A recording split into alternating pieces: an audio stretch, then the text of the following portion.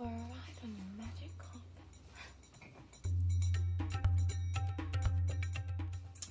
Hello and welcome to a whole new world of costumes and cocktails. Today's drink is called a Jasmine, and that is why I am dressed like this. This costume took me almost 30 hours to make, and before we dive into it, I'd just like to explain the situation behind me. Things are changing, but I'll tell you more about that in the next coming weeks.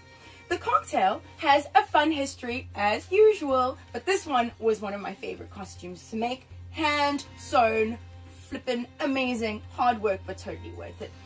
The cocktail was invented in about 30 seconds by a bartender called Paul Harrington. He bartended in the Bay Area. I like to say Bay Harbor because I've been watching too much Dexter. In the Bay Area on a very slow night in 1992. His history though goes that he absolutely loved cocktails.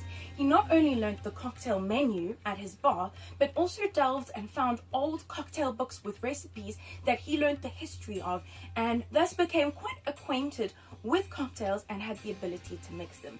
This cocktail as well, because it's called a Jasmine, but a Jasmine by any other name would still smell as sweet, and that is because every one of these ingredients is usually on a cocktail menu. Gin, Campari, lemon juice, and you should be using, the recipe does call for triple sec or Cointreau, which is orange liqueur, and that will result in the drink being pink. But because I'm Princess Jasmine, I decided to use blue curacao to give it a more blue color.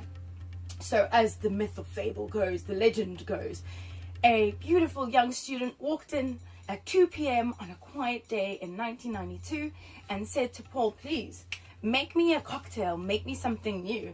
And he decided to play off the Pegu Club cocktail. That one will be coming too. And he substituted a few ingredients, used some of the same, and this was his cocktail. The student's name was Jasmine, which is why he named it after her. And finally, because when you're not using the blue curacao, it is a pink drink, do not be fooled by the color. This is not one of those sweet ladies drinks. It is a strong tasting, very delicious one. I'm looking forward to tasting it. I must be honest, I'm not the biggest fan of Campari, so I'm keen to see how it tastes. Hopefully it works out really well. The first ingredient that is in this cocktail is gin, and the gin that I'm using today is Mulaki. It is a Virginia made gin, 12 botanicals, absolutely delicious. We need 45 milliliters of that into your shaker.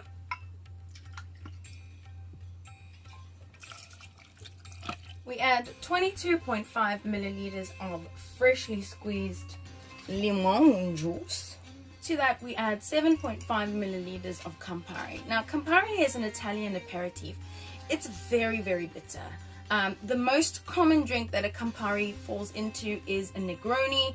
Again, not one I'm a mega fan of, but I believe that because this has so little of it in, that it should taste a lot better than I anticipate. The last ingredient is your orange liqueur. As I've said before, I'm using blue curacao, and that is only 7.5 milliliters.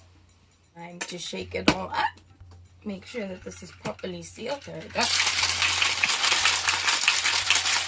Time for the pour. I'm excited to see what color it is. Woohoo! It is the color I was hoping for.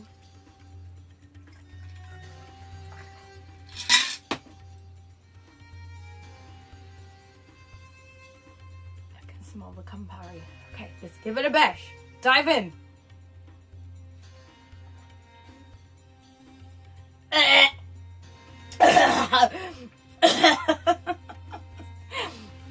I hate Campari. I'm sorry. It's just the worst tasting liqueur out there.